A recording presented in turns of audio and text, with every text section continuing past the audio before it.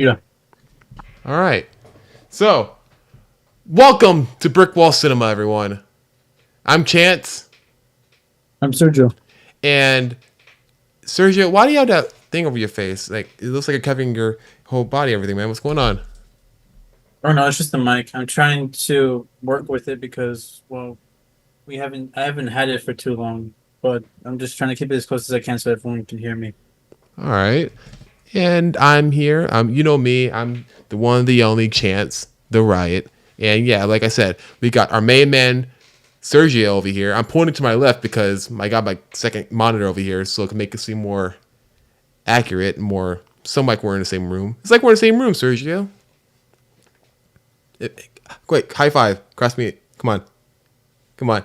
This way or Yeah. is it this way? The What way mine? that looks like it will be on the camera because you're looking right at the camera when you're doing it. So if your hand looks like, no, you're still doing the wrong hand. You know what? The joke is ruined. You ruined the joke. It's dead. We can't bring it back. It's too late. It's too late. It's fine.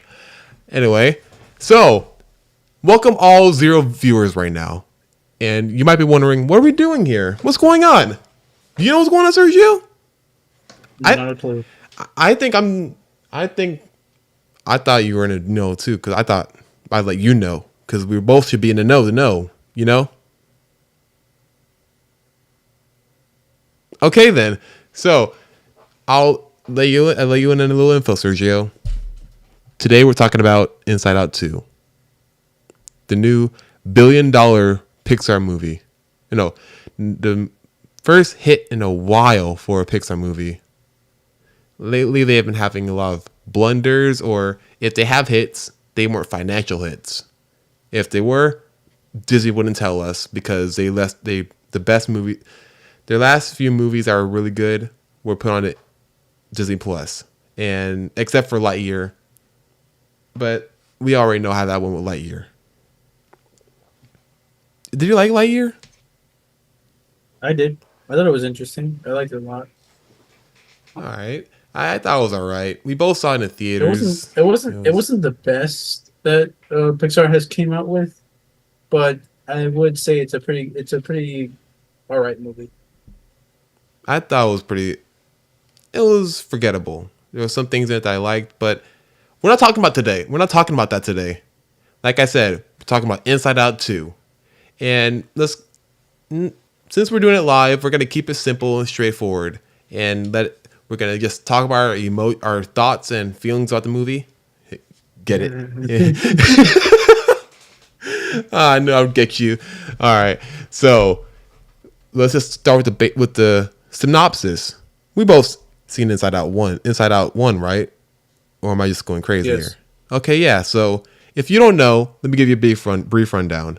We follow this little girl named Riley. She just turned 11, and we're following her story as she moves from Minnesota all the way to San Francisco and the emotions that accompany and how she feels about it. And the interesting about Inside Out 1 was we got to see the emotions and how it was playing out in her head, like a personified version of fear, disgust, anger, joy, and sadness as they go venture through the mind to pick up all the core memories that was dropped by sadness because she just couldn't keep her hands still. She just couldn't leave good enough alone. She had one job, but she just didn't listen. Anyway, And so Joy and Sadness go on a journey to get the core memories back to headquarters. exactly. And what were your give me your first few thoughts on Inside Out 2, Sergio? I mean, Inside Out 1. Like, when you first saw it, what do you think? I thought it was a pretty interesting way of how to explore emotions and emotional maturity, and also how emotions evolve throughout someone's life. I thought it was pretty good. My mom loved the movie, and I think it's not my favorite. It's not my favorite Pixar movie. I think that has to go with Ratatouille or The Incredibles. But I think has the best writing in a Pixar movie, one of the best. Because just the idea of, because I even with this new one that's come out with Inside Out 2, I wonder how they planned it out. Like, which story did they focus on first? Did they focus on the Riley's point of view first on her story, or did they focus on the emotions and how they impact her story? You know what I mean? What? Like, hear me out. I don't know if they started with saying Riley is going to hockey camp this year. I'm not sure if they started with that idea first or they thought with, oh, we're gonna deal with anxiety freaking out. Like, it sort of seems symbiotic in a way where other movies felt like they're misjointed when they have characters that are inside of the mind and things going outside of the mind. This and it sort of sounds like I'm fumbling, but what I mean by that is like I'm comparing it to Osmosis Jones basically, where What? they Osmosis Jones, the movie with Chris Rock as white blood cell inside the Right. body Thank of you Bill for Murray. clarifying that. Yeah, and you've seen that movie, right? Yeah, I've seen it. I'm just saying because the audience might not have. Okay. Well, in that movie, if you don't know, that movie is just about it being inside of a body of Bill Murray, a disgusting Bill Murray. Not Bill Murray's not disgusting in real life, but in that movie, And the character he plays is someone who's very unhealthy and doesn't really take good care of himself or even like take care of his body's needs. So his body is on override, trying to keep him going. he's nasty. He's disgusting. He ate an egg that a monkey had in his mouth, and it fell on the floor in the zoo. He put some pepper on it and salt, and was like, "Oh, that's still good." Still eats it. He's sick. He's Yes, sick. it's. He wouldn't last through Do you COVID. want to? Do you want to keep talking about Inside Out? Yes, I do. Thank you. So with that, I do, but I'm connecting it to Osmosis Jones. So with Osmosis Jones, they had a plot with Osmosis Jones and a sidekick, like a buddy cop movie inside the body. That was the whole joke. But with in the outside, it was just Bill Murray, Bill Murray going around eating food, puking on kids, and having zits popped out of him. Pretty nasty.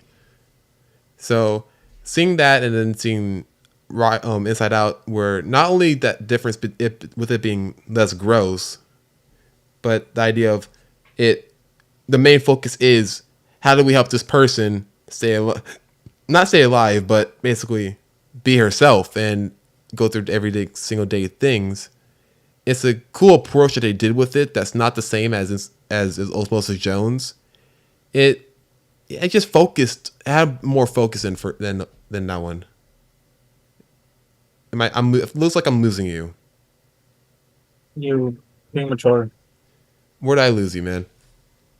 Well, I'm confused on what it is where you're trying to get at, because the fact is that Osmosis Jones is all about how the body works. Inside Out is all about how emotions in your head work.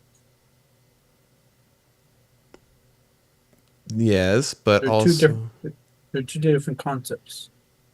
yes, but also in Osmosis Jones, there is a scene where the mayor inside Bill Murray's body is controlling him with his thoughts and how it's speaking and everything like that too. Just like in Inside Out. So looks like I'm connecting the dots here.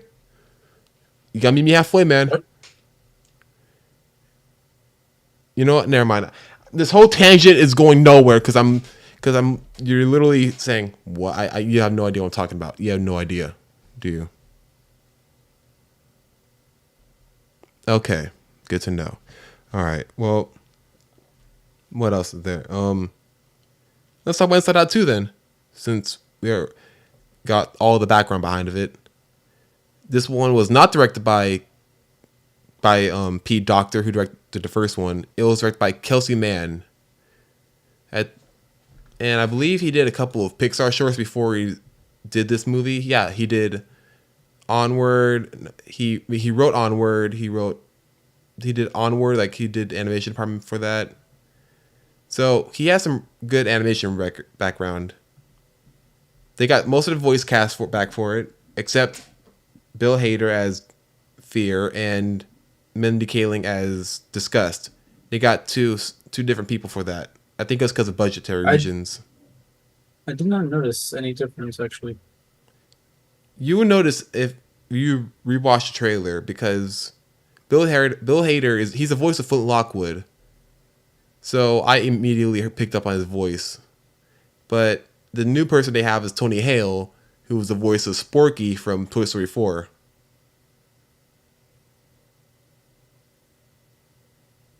Am I distracting you or something? No, I'm listening. Just Oh. saying that I didn't notice the difference between the two voices throughout the movie. Oh, okay. Move the camera closer, move the microphone closer to me. Okay, so let's talk about our first reactions to the movie. What were your thoughts on the movie, Sergio? Isn't that not what we were talking about this entire time? Crap, you're right. I'm scatterbrained today. God. Okay. Did I even go by the synopsis and what's going on right now? Like what happened in the new Yes, you one? did. You did. You just started. You went on the synopsis, but then you went on to Obnosis Jones. I hope I'm saying that right. You said obnoxious Jones. It's Osmosis No, Jones. Obnosis. Osmosis. Yeah, you see where I'm messing up with that. Anyway, what do we need to talk about? Because we already went over the synopsis and we went over a few of our thoughts. Well, what do you think of the new emotions? New emotions were at first when I saw the trailer, I wasn't sure what purpose they really served. But then as time goes on and you see them doing their individual stuff, it made sense. Anxiety, as as April herself explained it, that she kept Riley focused on certain problems that could occur but haven't occurred yet. Basically, like preparations for the future or work on making sure of priorities, basically. Ennui, I didn't actually know what emotion she would be until we saw the movie, and I realized she's something like boredom or something like that. I wasn't sure if they, and it made sense that they kind of went with the name Ennui because, well, they can't really come up with a name for like boredom or something like that, or like disinterest. So, and her thing was sort of like trying to keep Riley level headed, basically, trying to keep her other emotions in check whenever they get too sporadic or something like that. Because when they were panicking on trying to figure out on like how they should react to something, she would step up and say, "This is what I'm here for," and then she just goes on making sure that Riley is just like in this mood where she is not overreacting to something or showing too much interest into something. Embarrassment was interesting because I thought it was going to be something similar to anxiety or something like that. But the way I saw them acting throughout the film, it was interesting to see how it brought about the character of embarrassment without actually talking much until the very end. As he def- he def- he helped sadness stay hidden from the rest of the other new emotions. And that also made me think about embarrassment is kind of like shame.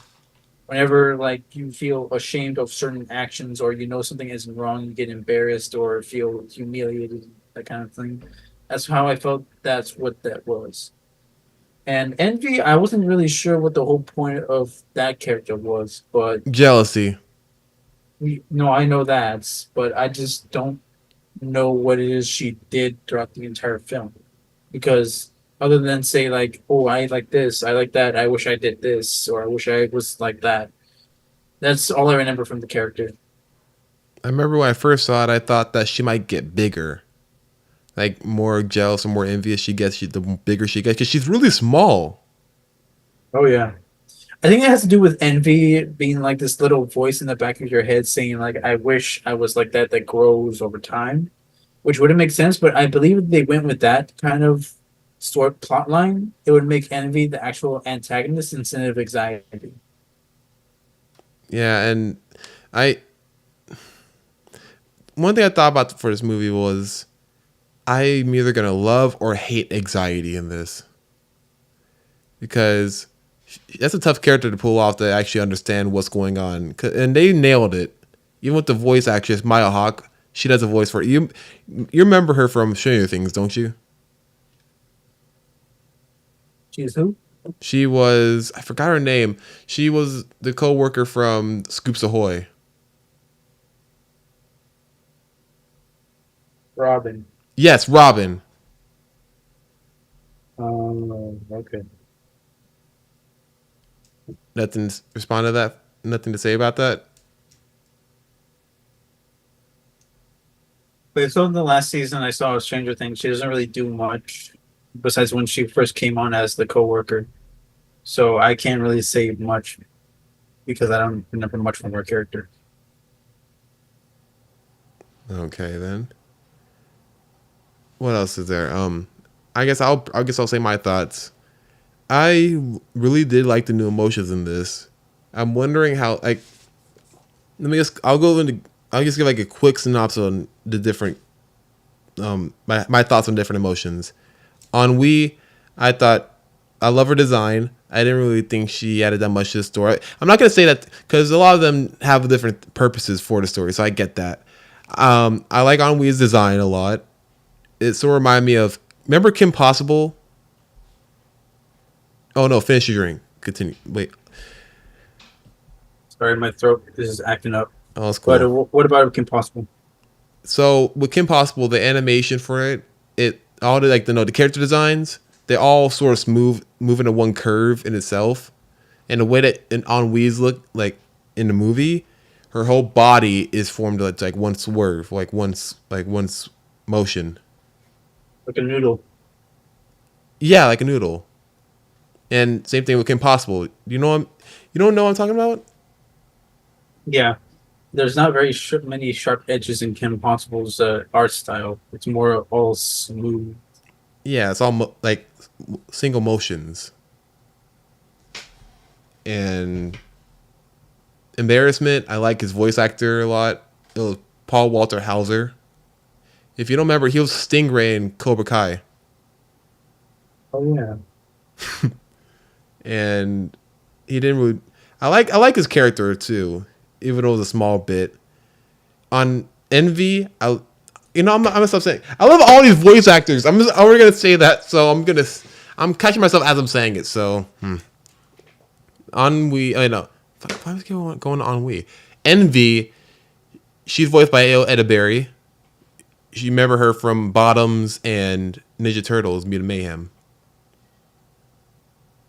She was April in Mutant Mayhem, and she was Josie in Bottoms.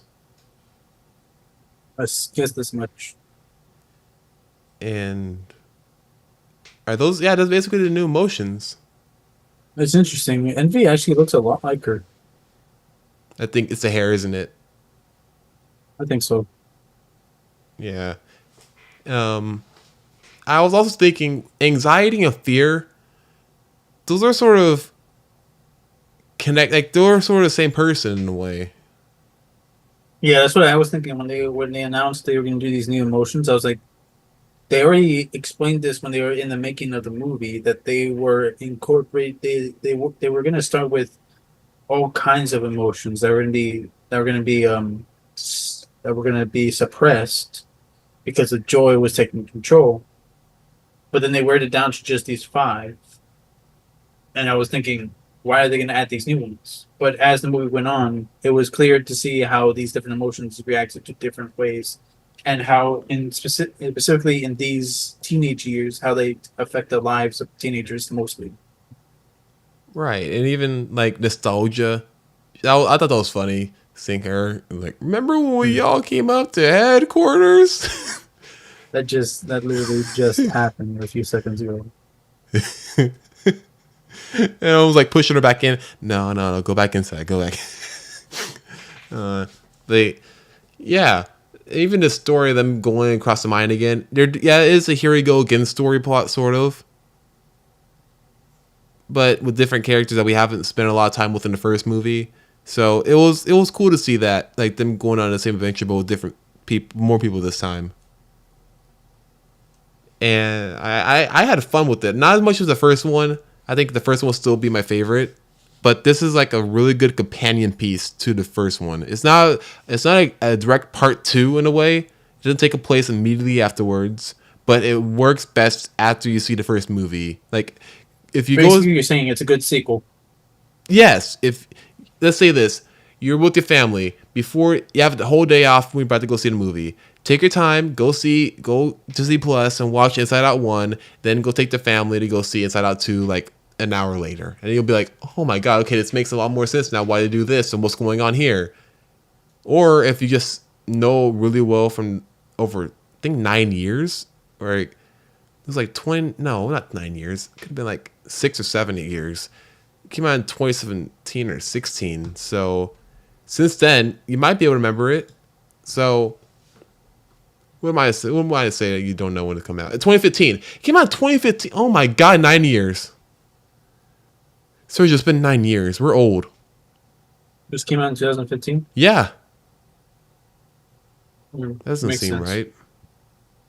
But I guess so. I can't really ignore it. But yeah, let's go to our ratings. I'll give this a 4 out of 5. Like I said, I loved the first movie. I thought this one was really good, but not as good as the first one. It's like a DLC, basically, in a way, to me, where it is really good, but it's you need to see the first one to understand what's going on. What about you, Sergio?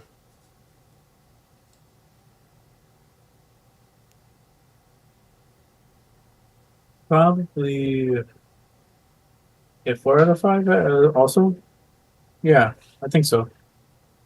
Okay. Not, I can't really remember too much from the movie, but it was a really good watch. I did enjoy a lot of what it had to offer. I don't know what it is keeping me back from a 5 star, but I'll say 4 star for now. Okay, then. So we both got 4 stars for Inside Out 2. And I think we could call that an episode, Sergio. And oh my god. What shirt are you're wearing the same shirt I'm wearing right now. Yep. How the hell did I just catch that? We've been doing this for over 25 minutes right now, and I just catch you wearing the same shirt. Mm-hmm. I want to let everyone know this was not intentional. We did not plan this or coordinate this in any way possible. But it is pretty funny how it happened. Anyway, we'll call this an episode. I'm Chance, I'm Sergio. and don't let your emotions get to you. Wait, no, I could do better than that. Let's do it again. I'm Chance. I'm Sergio. Aren't you gonna say the same thing we said all this entire time? Which was Have a cinematic day. no. I want to try to do something related to Inside Out. I want to do something with the feelings, man. You something you can feel. You gotta feel it, man. Keeps it going. Like what? I don't know yet. I'm thinking. Exactly. Yeah, you know what? Forget it. I'm Chance. Not recording this. It's like God, are you Sergio, recording this. it's live and recording it. Yes. Yeah, so I'm not sure how repeating it over and over. Forget again it, Sergio. We'll just end it with I'm Chance. I'm Sergio. Have a cinematic day.